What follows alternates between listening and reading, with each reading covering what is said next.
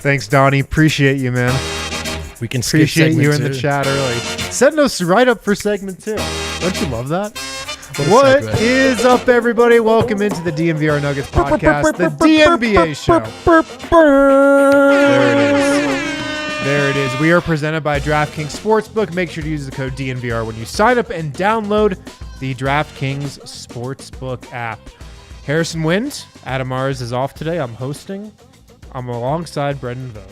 How you doing, man? It's been a long time since we've talked, like 12 hours. Anything changed for you? Nope. Was up late. Got up late this morning, and I'm here. Thrilling. Thrilling. Me too. Nothing new, but I'm ready to talk Nugs. We got a great show. We're going to start off with some... Oh, I love the one shot there, Cal. Wow. We're going to start off with some shocking stats from the first 10 games of the season. Look, 10 games down. I think it's a good time to do a little check-in on where the Nuggets stand and where some players on this roster stand. Then it'd be cool, I thought, to do a little check-in with Ismael Kamagate. Wow, he's playing well. Donnie tells me that. Yeah, the streets are talking. He's putting up ridiculous numbers in France. So we're going to talk about him and also look at what some of the Nuggets G League guys are doing. And then in segment 3, we're going to get to just some surprises around the NBA, little around the association to end things on this Tuesday. Let's start, though, with some shocking stats from the first 10 games. I've got some here lined up. I want to get your reaction to some of these. Brendan, the Nuggets at 7-3 are the third best offense in the NBA. That's with Jamal Murray looking as bad as he's going to look all season and Michael Porter Jr. only staggering with the bench for part of the year. And with Bones missing time. It's shocking insofar as I think it helps remind us where the expectations are. And we even talked about this start to the season for a while, like, oh man, when the offense figures it out. You know, like they're not humming yet. And it still feels like there's only been maybe 2 to 3 halves where you'd say they played in 5th gear, 6th gear. So I think back to the tweet you sent out. They might honestly be underperforming if they don't grab the top offense in the league. I kind of sent that tweet out in jest. Of course. I tweeted that this was during the Spurs home game when I said there was more highlights in that game than I've ever seen in a Nuggets game before. That I think it'd be an underachievement if the Nuggets did not finish as the top-ranked offense. Right. Because you just look at the weapons. You look at the shooters. They're already leading the league in three-point percentage, obviously.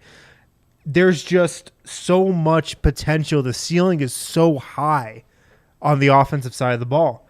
And like you said, it doesn't feel like they're at peak performance yet. Sure. They are shooting it ridiculously well from three-point range. That will come down. Definitely. But like Nikola Jokic isn't scoring the ball like he can. The bench just now is getting figured out. You know, we went through the first half of the season, the first 5 games or so, with an awful bench, you know, that was killing the Nuggets offensive rating. So the fact that they're third in offensive rating right now, it's obviously great. They've shown that they're a great offense this season, but there's just so much more room to grow. I think it's not shocking that the offense is where it is when you think about how well they're shooting, because that has just been unbelievable. But it does feel like there's individual prowess that's yet to be unlocked or tapped into or even required, which might be the most, kind of encouraging part of this, which is this is what it looks like as they're figuring things out. But you haven't seen a 40-point Jamal Murray flurry or a straight-up MVP scoring game from Jokic. It's been a collective, balanced effort for the most part. And so it does feel like, maybe as some of the threes dry up, if they were to, there are other ways they could go to recoup those points. You got to be really encouraged by the offense, and it's really funny to think about. I mean, Jokic really, just as far as a scorer, and we saw him emerge as a world-class scorer, he's in third gear. And this is where they're at. So it's easy to be excited. I mean, just think where the offense could be once Jamal Murray is ramped up. I know. And we're starting to see it now. I can't believe his playmaking the last 2 games. And that's the shot making is huge. It's essential to Jamal looking like he's back and all that. Yeah. But the how canny and crafty he is in the pick and roll already is just beyond encouraging. Yeah, he's getting that rhythm back pretty quickly. Definitely quicker. Like I said in the postgame show, it's happened quicker than I thought it was. Totally, man. I would have said December. Games. I would have said December. Yep.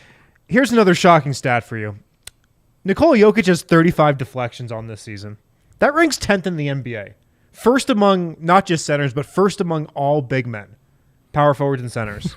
He has the 10th most deflections in the NBA. That is shocking because we spent a lot of time, railing on his defensive effort, and I think in some ways deservedly so. But yet, this is the ultimate Jokic bottom line. No matter where it's always better than you think. You know, he's always the expectations are so impossibly high. You love to see that. I know he had a lot last night. Better game defensively last night. That's what him being active looks like on that end, right? He's not going to deter a lot at the rim, but he can be really active in terms of deflections and steals, and that's his version of turning it on. I thought he did in that last game, but I'm surprised to see he's that high already. Yeah, here's another one for you. KCP, we know how well he shot it, from 3 generally this year, but he's shooting 53% from the corners. That leads the NBA. Yeah, that shocks me a little bit, and not that he's shooting well from the corners, because you told anyone who would listen. I said on our player preview, my bold prediction was KCP would lead the NBA in corner 3-point percentage. You guys laughed at my face. I did laugh. Maybe not you, but Adam laughed at my face. Well, that's just kind of his default reaction to anyone else's take. But so I'm not surprised. I'm not surprised he's leading the Nuggets in corner shooting. I'm not surprised he's shooting over, well over 40% from the corners. I am surprised it's as high as it is because he's sharing the floor often with Porter Jr. right now. And I don't know if we ever imagined 2 guys this effective catch and shooters on the floor at the same time with Murray and Jokic. It's unbelievable. Yeah.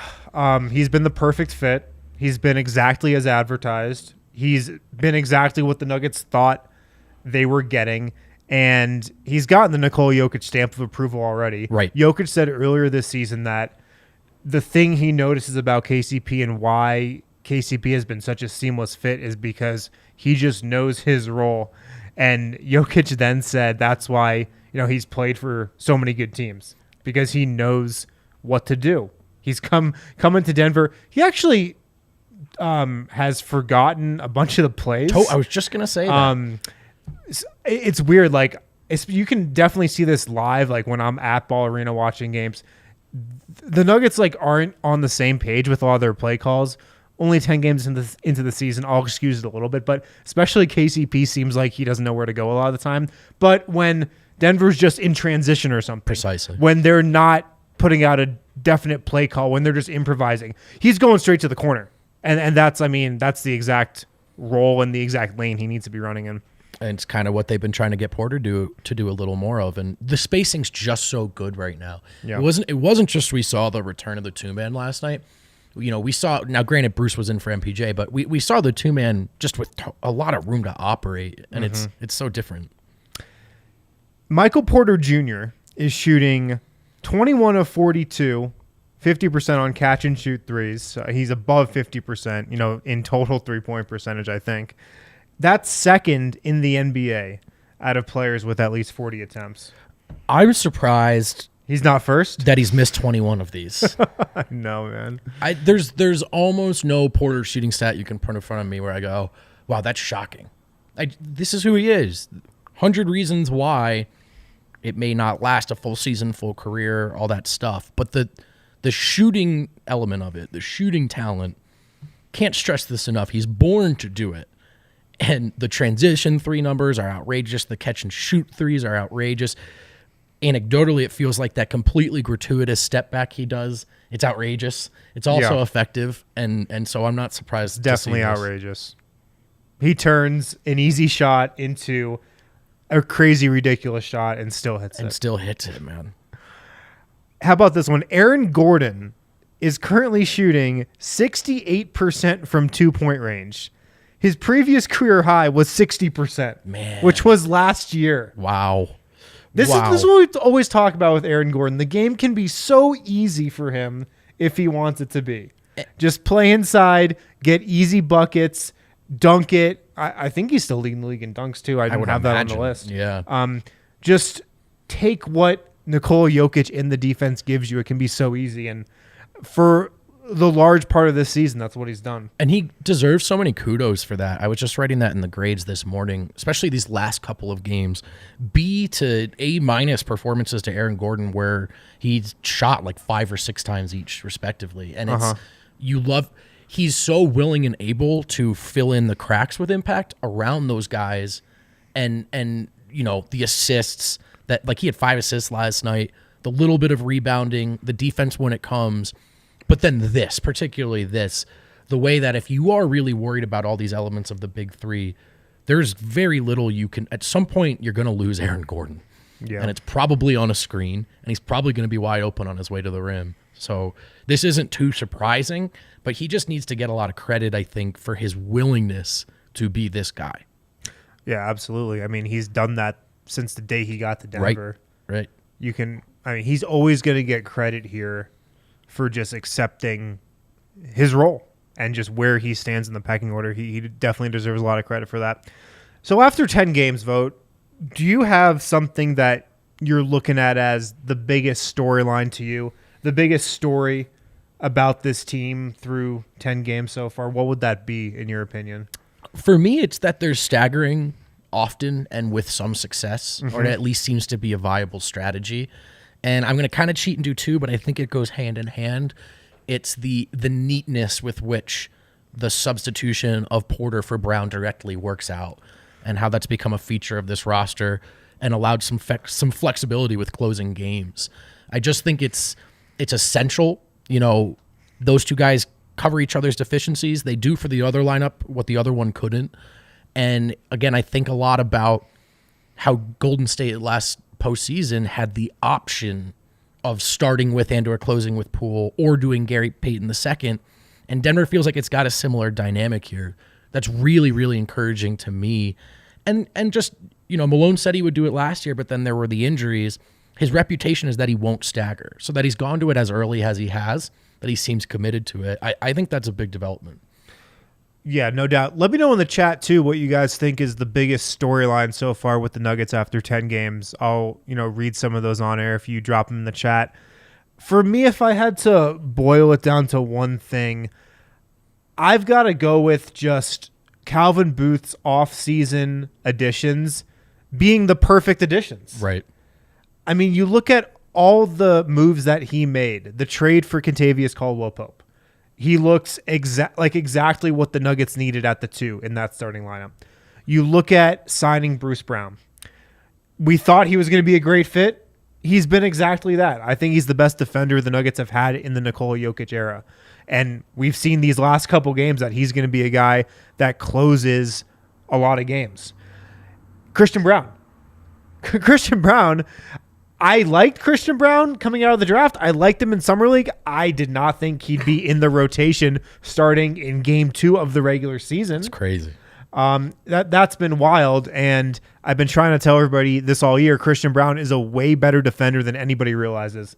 Like, I've been writing it. I've been saying it on this podcast. He's so much better than anybody actually thinks. We'll see that, I think, eventually this year more and more. But Calvin Booth went into this summer with a clear vision, right, and a clear objective to get better and bigger defensively on the perimeter. And it hasn't been reflected in the Nuggets' defensive rating yet, but I think that will come. We've seen the Nuggets be able to lock up when it's mattered. And so I just feel like the vision that we all had for this team is what it is. Yeah, whatever they haven't done defensively doesn't necessarily feel like it's KCP or Bruce Brown's fault. They have provided a different dynamic, I think.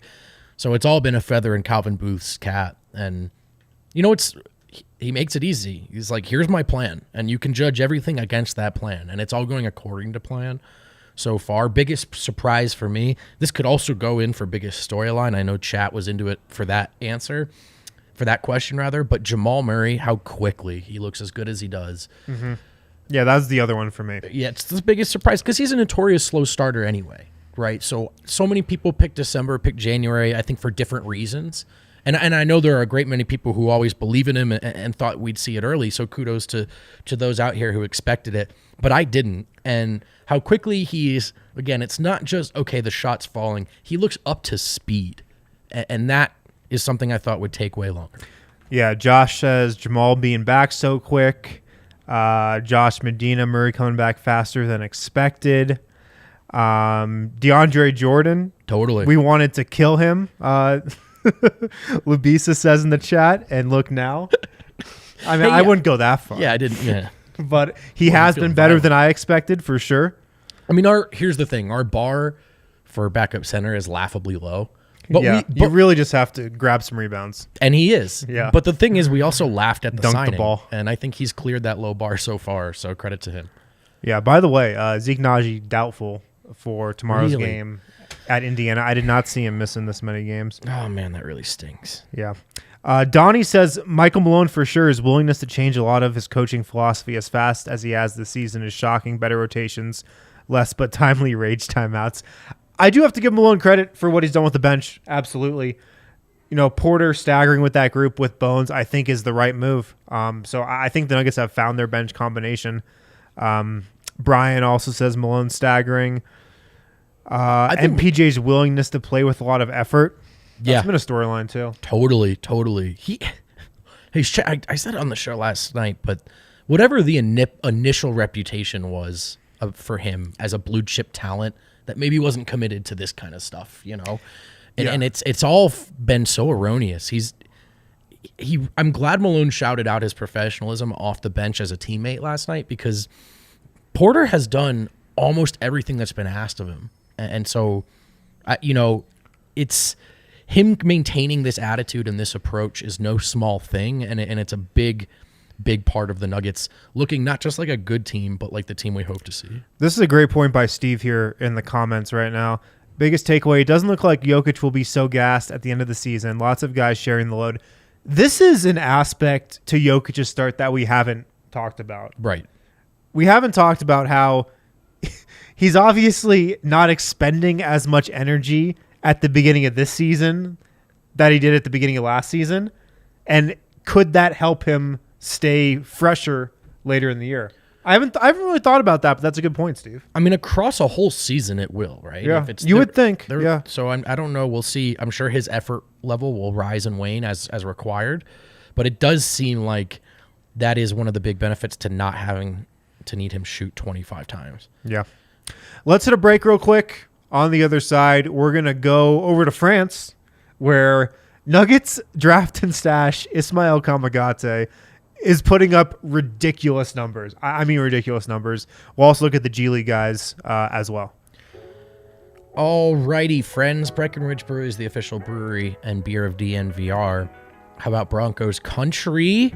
Let's drink. You can check out the Broncos Country. What kind of beer is that again? Is it a pale ale? It's the Broncos Country Hoppy Pale Ale. Pale Ale. Show off that colorful Colorado legacy with the Orange Crush logo and 100% Colorado ingredients, RK. This will be your go-to for football season. I'm reading right off the copy, can you tell? Check out the Broncos Country. Check out any beer that Breckenridge Brewery makes. Two very easy ways to do that. The first is the Breck Beer Locator. You tell it what kind of beer you're looking for. You tell it where you're standing. It'll tell you where to go next. Nice. The other one is just kind of the DNVR bar in York and Colfax, because we got all that Breckenridge Brewery goodness. A lot of it's on tap too. So come hang out with us, watch some sports, and drink some Breck Brew. They are the homies. Let's talk about DraftKings Sportsbook. It's actually America's top-rated sportsbook app. Did you know that, Harrison? I've heard that before. Did you know that right now, new users, when they sign up and they use promo code DNVR, they can place any $5 NBA moneyline bet? I've heard. They can get $200 in free bets if they win. But it's not just about the new users win. Everyone can boost their winnings up to 100% with stepped-up same-game parlays. I hit a 10-legger last night. Don't recommend that, but I did it. And I'm getting sick in the head. But with payouts bigger than ever. What did you do with your winnings? I drank at the DNVR bar. Nice. And then I ordered it's some not wings. A bad place to spend it. No, it was nice. Put it back into the company. That's right. Yeah. Whole economy happening here. Yeah. With payouts bigger than ever, DraftKings Sportsbook is where I go, and you should go to bet on the NBA. Download the DraftKings Sportsbook app right now. Use promo code DNVR. Make any $5 bet this week. Get $200 in free bets if your team wins. Only at DraftKings Sportsbook with promo code DNVR. Minimum age and eligibility restrictions apply. See show notes for details. All right, well done. We're back here on the DNVR Nuggets podcast presented by DraftKings Sportsbook. Use the code DNVR when you sign up and download the DraftKings Sportsbook app. Let's go over to France. Ismael Kamagate, we haven't seen him, or I haven't seen him since the Nuggets Summer League when he was, flashing, I'll call it, some intriguing skills in Las Vegas. Here's the deal with Kamagate. He's playing against tougher competition this season. He's in the Euro Cup now. Tougher competition than he did last year. His numbers have gone up, though. Let me read you off his averages so far this season. Let's do it. 10.4 points. Modest. He's shooting 80% from the field. What? 80%. That's peak DeAndre Jordan numbers, Wind. 9.3 rebounds, 2.3 blocks. His last game 2 days ago, 13 points, 6 of 6 shooting, 10 rebounds, 4 assists, 3 blocks in 28 minutes. I was looking at his game logs. His first game of the season back in late September, 12 points, 16 rebounds, 8 blocks. He's been the second most productive player in France behind Victor Wembanyama, the number 1 pick in the next draft. He's been having a great season, and I don't know. I feel like I got to tune into some Paris basketball games now. Legitimately intriguing prospect, I think, for several reasons. Not sure about the hands yet. The hands kind of seemed like a question at Summer League, but you saw the athleticism. I think he sees the game pretty well for a guy his size. I think he's not just a big guy. I think he's a basketball player. And more specifically, though. Not a hooper. Not a hooper. Yeah, I wouldn't think so. Not a hooper, but a basketball player. Not a stiff. And he can protect the rim, which we know, and Michael Malone has said, is one of the big deficiencies on this team. They really don't have anyone who can do that, save for, in theory, DeAndre Jordan, but he doesn't really do that anymore. So, if you were looking for Kamagate's kind of path or route to more interest or heavy consideration, I think it's rim protection. Mm-hmm. The Nuggets are really excited about Kamagate. I can tell you that. He's going to make his French senior national team debut in the FIBA window next weekend. So he's going to be playing for Team France. That's going to be a bigger stage for him, so that's exciting. What you said about the rim protection, I think, is the biggest thing to keep in mind with Kamagate. Michael Malone this year, here's Flo checking in. Hi, guys. I've watched most of his games and will be attending his game with France on Monday. Awesome. Let us know how he looks. Need the scouting report. Yeah, we're going to need the intel, Flo. Thank you. Michael Malone, I feel like, has been very vocal early this season about how the Nuggets have no rim protection.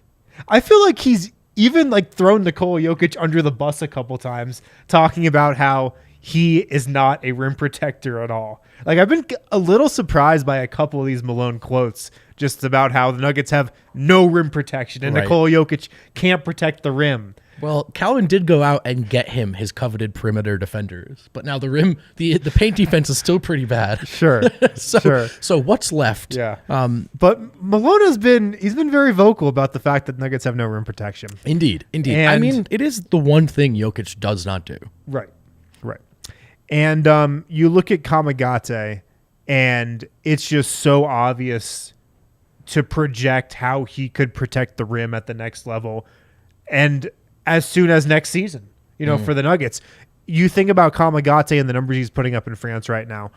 Imagine if he did not enter the draft last year and he's putting up these numbers and he's the second most productive player in France behind the future number 1 pick. This guy would definitely be a first-round pick this next season. He might even be a top 20 pick based on these numbers he's putting up. So it seems like a really good draft pick that Calvin Booth made last year. And I'm excited to track his progress, and I think he'll be on the Nuggets next season. If you look at the way Booth went about that draft philosophically, he went with, in his mind, and certainly looking like it, a can't miss, high floor guy in Christian Brown. But then with the later picks, he did something really interesting with both Payton and Kamagate. It looks like he took flyers on guys that he very well thought could be drafted in a very, very different position a year from now. Mm-hmm. I guess that's what everyone's trying to do, but rather than look at what Peyton Watson didn't do and how he didn't live up to the hype right now, he viewed that as, well, maybe he plays his way into that and we got him cheap. You can apply that to Kamagate as well, I think. For sure. let's look at Peyton Watson. Let's look at a couple of the G League guys right now. The Grand Rapids Gold have played 2 games. They're 0-2. They got absolutely blown out in their first game. They lost 152-129. Then they lost their second game. I think this was 2 nights ago. Yeah, 130-123. Peyton Watson, he's putting up numbers, man. His first game, 27 points, 12 of 18 shooting, 9 rebounds, 2 assists, 2 steals, 4 blocks. 4 blocks, wow. His other game, 21 points, 8 of 19 shooting, 8 rebounds, 5 assists, 4 steals, 3 blocks. Here's how I look at the G League stats and how Peyton Watson is doing just based on the box score. If your draft pick does not put up good numbers in the G League, that's a huge red flag. Yeah. Like if the guy that you draft first or second round, to be totally honest, if he's not putting up numbers that like make you go, oh wow, look at that, that's a big problem. Like those guys should be putting up numbers in the G League. So the fact that Peyton Watson is doing this, I don't think it's an indication that he's like ready to go. Right. It's not an indication that he's going to be playing with the Nuggets this season. I just think it's a tell that, okay, he's on schedule. Right. This is a good development. And it might be a perfect way for him to build the confidence back up, without necessarily asking him to take the NBA floor and do anything he doesn't, he's not built to do or hurt that confidence in any way. Because you're right. I mean, Torrey Craig was like LeBron in the G League. Torrey Craig is putting up 38 points like regularly in the G League. But you do want to see something, and he's been very active in I have only seen highlights and box scores, but the deflections, to have the steals and block numbers he does. Yeah. I saw one highlight where he stole a pass after a made bucket and dunked. Just looks like he's been really, really active. That's awesome.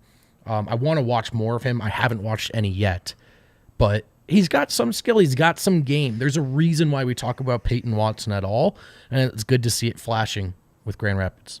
Yeah, I like P-Watt. I like his skill set. I like his intangibles. And you can definitely see how he'd fit on the Nuggets roster.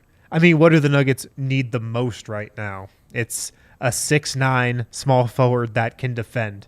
Well, that's Peyton Watson. So, again, I don't think he's going to be contributing on the Nuggets this season, but I think this is a strong start to the year for them. And, he's been strong through 2 games so far. I think that's a good development. That's encouraging, yeah. Jack White, Nuggets two-way player. We saw him rebounding in Vegas. He's rebounding in the G League for sure. He had 14 rebounds in the Gold's first game. He had 12 rebounds in the Gold's second game. What? No, nothing. Keep going. Okay. He's looking good. And then the other guy I'm really watching on the Grand Rapids Gold is Jared Butler.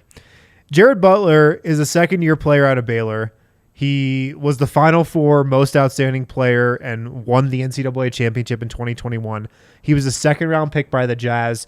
He flashed as a rookie. Totally. And I remember this because he flashed against the Nuggets. He had a good game against the Nuggets last year. He was a surprise cut by the Jazz this summer. Now, he's had some injury histories in the past. I don't know what his medical looks like. There could be red flags there. I don't know.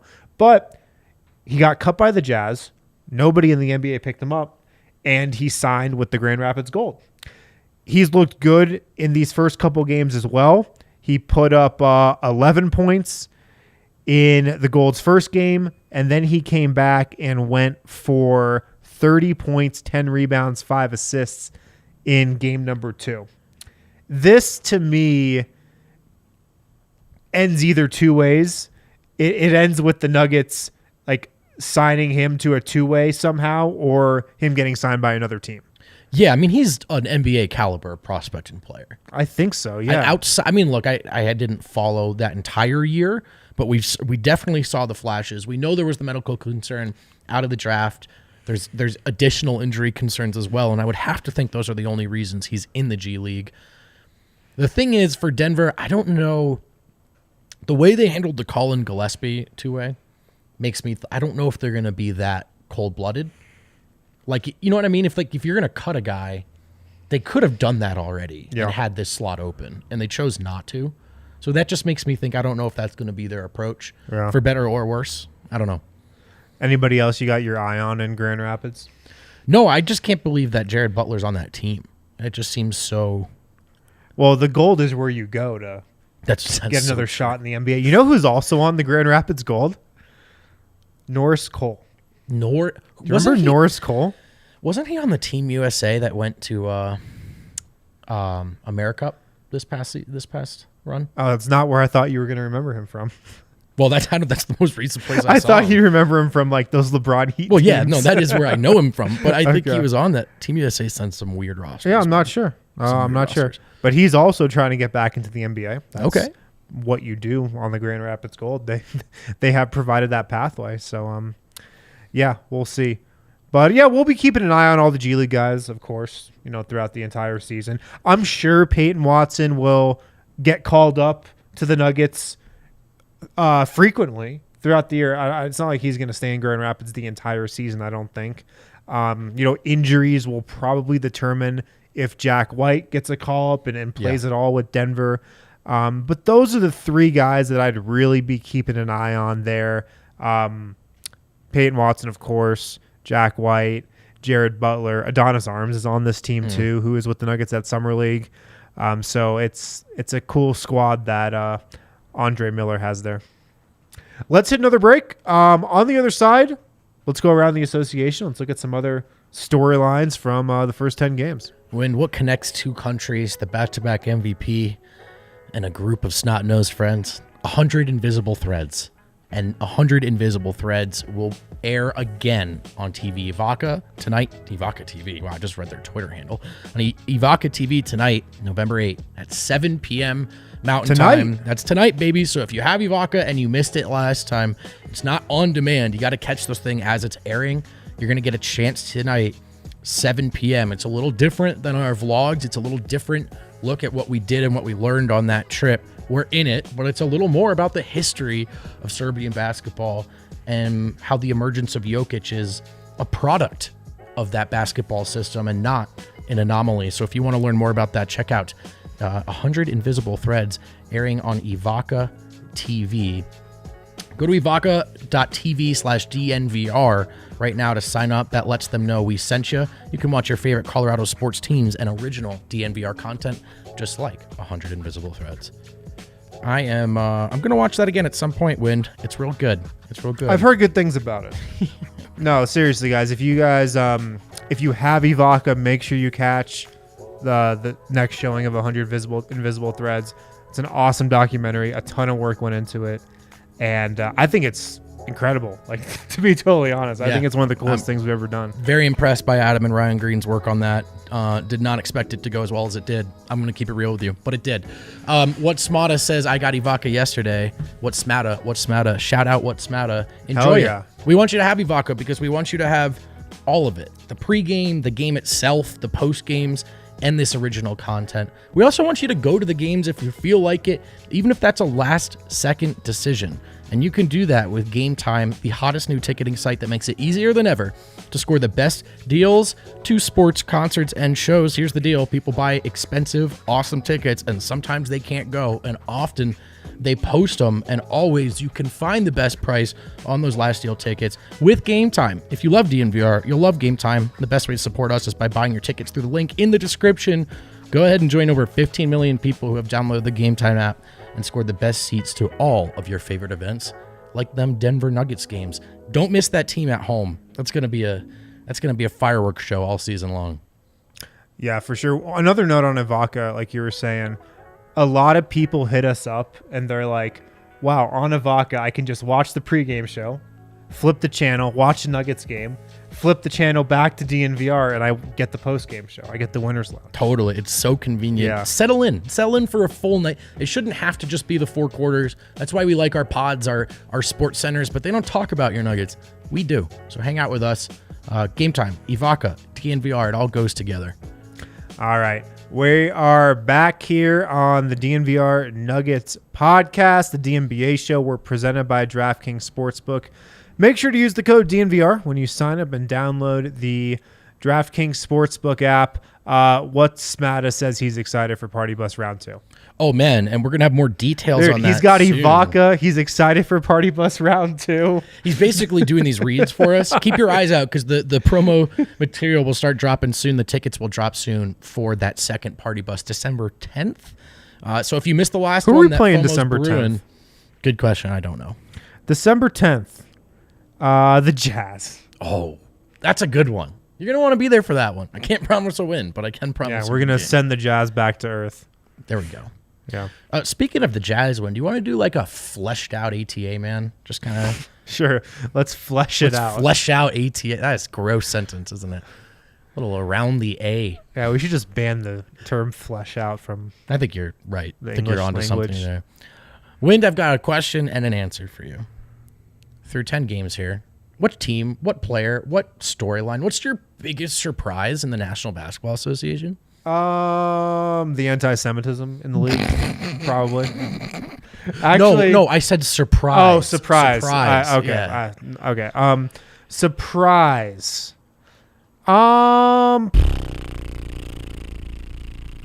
The Clippers not being good is a surprise, I think. Is it? I think so. The Jazz being good, Yeah. is a surprise for sure. That's what I have as well. On the topic of the Jazz. Yeah. They're real good. And shout out, I suppose, no, I'm just kidding. Shout out friend of the show, Tony Jones, who told anyone who would listen, this team is not tanking. By all accounts, they're not. They're real good. And they sit atop the Western Conference standings. Admittedly a slim lead, but they're up there, and no one expected that even this short into the season. So it's got to be Utah for me, Wind. When do you think the Jazz come back to earth? Do you think they come back to earth? Yeah, and what is their earth, right? Like, is that a mediocre team? Is that a team that's losing a lot of games? Yeah. You know, that's those. I don't know. They're really well coached. They shoot a lot of threes. So is there like a shot luck kind of thing that happens at some point here? Some variance? I don't know. I don't have a read on this team yet, other than the fact that they're clearly better than I gave them credit for. I think they definitely come back to earth eventually. Like, I don't think they're going to be one of the top seeds in the West, but they're well coached. They have a lot of hungry guys on that roster, and that stuff definitely shows itself Early. more in the beginning of the season. Very true. And then eventually fades. I think by January 1st, they're, in that 5th, 6th, 7th range Okay. in the NBA. Do they avoid the plan? It's early. This is a ridiculous. I mean, if I had to conversation. say right now, I'd bet on them being a play-in team and not a team in the top 6. Okay. Yeah. It is still it's so early. Just a reminder of how ridiculous these conversations are. Like, even the Wolves, whose vibes are absolutely in the sewers, they're 3.5 games behind the Jazz. A lot can change. For sure. But they're legitimately good. Biggest disappointment win in the league. You can't say anti-Semitism again. My biggest disappointment. I mean, it might be the Warriors. That's what I've got, man. 4-7, and awfully close to 3-8. And in fact, the Kings got jobbed last night, dude. Oh yeah, like Kevin Huerter, my guy, got fouled 3 times. 3 times. Yeah. 3 times. There was another one too, like when with about 6 minutes left, the Warriors scored, and like the ball is fully in someone's palm with zeros on the clock. But I digress. Nothing new for Sacramento. I'll tell you another disappointing team, Minnesota Timberwolves. Yeah, 5-6. they got to be up I there. said man. on the post-game show last night, I'd be really concerned if I was a Minnesota fan. Like, I'd be freaking out. And I think with good reason, because it's not just that the results aren't where you want; the vibes are. The vibes are terrible. Horrendous. Anthony Edwards, who's the king of vibes, one of the Right. kings of vibes, Right, that's a great point. Think has about just lost all the vibes. right. Think about what you got to do to put him in a sad situation. Right. Yeah. Did you see his quote about how they just gotta toughen up? They're in the stage where Austin Rivers gives very big quotes to the press. Oh, are we? Are we in that stage of the season? Yeah. He had a killer one. I was gonna text you guys. He's so good. Minnesota media in a group chat like, wow, Austin Rivers. Wow, like Austin Rivers stocks are up. We got to ask for him more on the post game. So that's where Minnesota's He's at. so good, man. He is unbelievable. It was a really good quote. I'm not surprised. But there are actually a bunch of disappointing teams. I know. The Miami Heat are 4-7. The Miami Heat are 4-7. The Lakers are disappointing no one except their own fans. They're making everyone else very happy. But I guess we didn't expect them to be good. Miami, Dubs, Wolves, Sixers, the vibes still aren't awesome. Yeah, I'm less concerned about the 76ers than some of these other teams, though. Like, I'm less concerned about the 76ers than I am about Minnesota. Yeah, I think that's fair. Yeah, I think that's fair. Most fun teams, I regret to admit that two absolute rivals and foes are on this list. Who's the most fun teams right now? A couple of them are Boston and Portland. You're doing this to yourself. You put these together. I know, but they have been. Portland has 4 game winners. Are you buying Portland? I'm buying Portland as a competitive squad. Are they going to be a play-in team or a top 6 seed? I think they might be like that six team. Yeah. I don't because there's a lot of try-hardy, vibey stuff happening right now. That's awesome, but the flip, like the pessimist perspective on that is those are 4 wins they have that they very nearly lost. And so I don't know how well the defense plays all season. But when you have 4 buzzer beaters to start the year like this, you got to be in this group, as much as I hate to admit it. I'd probably bet on Portland slipping to the plan. Me too. I mean, think about the 6 teams that... Well, here are the 6 teams that I would put 1 through 6 in the West in no particular order. Phoenix, Denver, Dallas, Memphis, Golden State. And then you've still got the Clippers and Pelicans there. I would bet on Portland sliding. That's just... I'm not as big of a believer in Portland as they've... been as a lot of people, are. I think the vibes are way better than that team is great. Yeah. But the vibes are great. You just have to admit it. Yeah. You just have to admit it. And I don't want to. The Boston Celtics, their offense, which was a huge bummer last year, has been really fun and good, and Jason Tatum's playing well. He is playing well. Would you say he's in the MVP conversation? Kale, would you say that Jason Tatum is in the MVP conversation? Let's is that something that's happening? Oh, look at that. Right on my timeline, right when I woke up this morning. Is Jason Tatum leading the MVP race? Nick Gelso. He's a Boston media guy. What is that? Oh, is that a podcast link? I don't know. I just wanted to get upset about this. But I don't know. Wait, Kale, is there anyone else in the conversation? I think it's early, but the conversation's happening, Wind. Like for Luka. We made it 10 games. Retweet for Giannis. I haven't, dabbled in the MVP conversation yet this year. I think I'm going to see how long I can go before dabbling in it. It's a bit early. I just don't feel a need to this year. It's a bit early. A lot could change. So yeah. Oh wait, there's one more I sent you, Kale. It's not relevant, but it did make me laugh. We do this in the NFL too. It's time for Tua to be in the MVP conversation. But the thing is, the NFL is how many weeks in? That's a good point. We're 10 games into the season. That's a good point. People don't talk about the NFL MVP enough. You're right. You're right. There's not enough NFL MVP conversation. And all I'm saying, Daniel Jones, the way he's managing these games, at least conversation worthy. Okay. Well, I'm kind of out on the NFL MVP conversation now. Okay. Other fun teams, Cavs are ridiculous. Vibes are really good. And the Orlando Magic are as fun of a bad team. They're 2-9. They can't be that fun at 2-9. They're the most fun, horrible team. They're horrible, but they're really fun. Yeah. Chat, I don't know who your favorite teams to watch are. The Knicks are more fun than they are good so far, but... Are they fun? Who's fun on the Knicks? It's not so much as you look at the roster and you go, yippee, but they've just they've played some fun games. I don't know. Jalen Brunson's cool. Yeah. They don't need to be in this group. That was a shoehorn. I take it back. You're appealing to the big markets? Yeah, big market vote over here. Who's made you happy this year, Wind? Who's made me happy this year? Let me just look at the standings right here.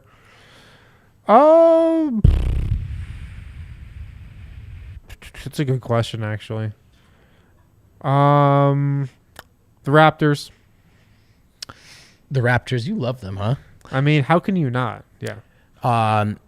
Chat Tur asked if we've watched Monte and Will on the Wizards. A lot. I've watched a disgusting amount of the Wizards. Really? I haven't watched one Wizards game. I've watched a lot of the Wizards. There's no way you've watched a lot of Wizards. No, I've watched 3 full Wizards games. You're kidding I'm me. not kidding. I'm sick in the head. I'm checking in on Monte This and Will. is 100% bullshit. It's not bullshit. There's no way you've watched 3 No, Wizards I games. swear to God, I've watched 3 Wizards Who'd they games. play? They played the Celtics. They played the... they lost to the Pacers. I only watched 3 quarters of that one because the Nuggets played that night. And then I watched the Sixers game. They played the Sixers, right? Did I make that up? Good guess. They've played the Sixers twice. Yes. I'm not guessing. I watched these games. Okay. Okay. I've watched 3 Wizards games this year. I'm not proud of it. Wow. Credit to you. It's kind of a fun roster. You know what the problem is? What's up? Bradley Beal. Not that good to me. Oh, he's got no trade clause. Yeah. So Should we talk about him getting traded for a season or? Sure. Wind, I don't know if you've noticed there's no games today because people are out voting. Should we cast a vote for Mr. Nugget? I don't know if we're allowed to do that. It doesn't have to be like we decide the winner. Someone says Vote's just trying to lie like LeBron now. I've watched the Wizards. It's a weird thing to lie about if you haven't done it. LeBron's lied about some really weird things also. This is true. And I am kind of a LeBron fan, or used to be. My vote's for Bones Highland. There you go. Okay. I'm not ready to reveal my vote. Okay, fair enough. Fair enough. When do they close? 6 p.m. Eastern? 8? 7 Mountain. Okay. When do the Mr. Nugget polls close? Allie, when do they close?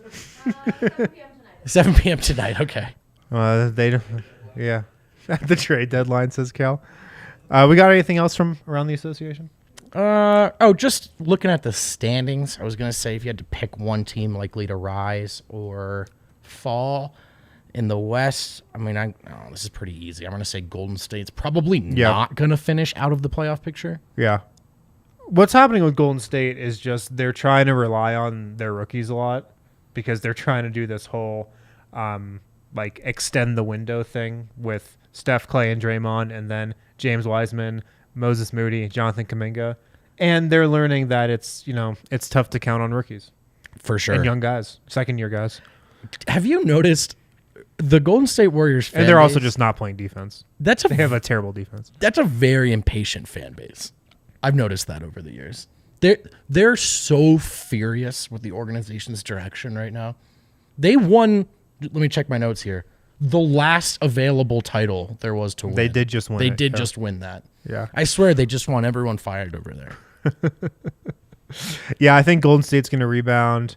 Other than that, I feel like the West playoff and play-in teams could be pretty locked in already.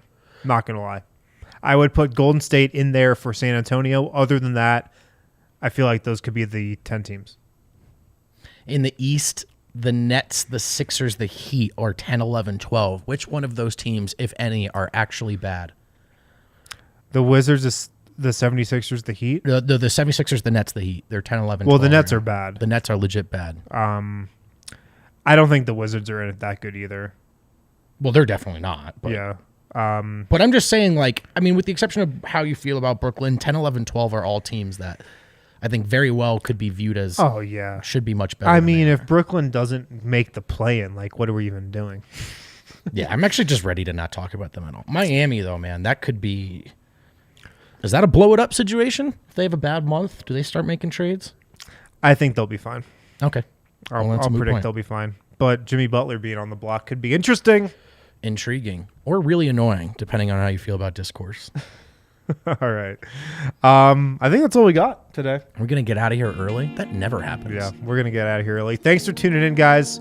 Thanks for a great showing in the chat. The chat was on fire today. Great chat. Appreciate you guys for stopping in on a Tuesday.